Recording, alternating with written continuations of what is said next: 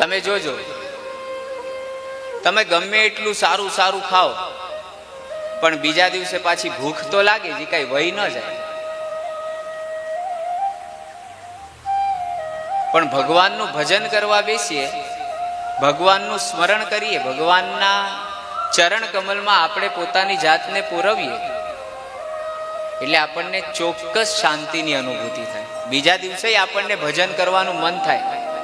ભજન કરવાથી ડોક્ટર તમને એમ નહીં કહે કે તમને હવે ડાયાબિટીસ છે ને બીપી છે. હે,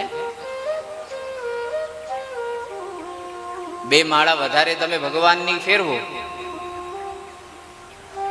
તો ડોક્ટર તમને એમ નહીં કહે કે ભાઈ હવે તમને સુગર આવી ગયું છે. પણ હા,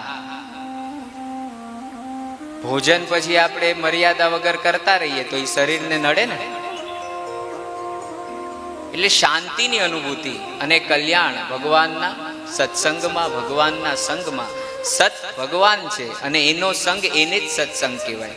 ભગવાનની કથા સાંભળો છો એને તો સત્સંગ કહેવાય જ, પણ ભગવાનના દર્શન કરો, ગંગામાં સ્નાન કરો, એ સત્સંગ છે.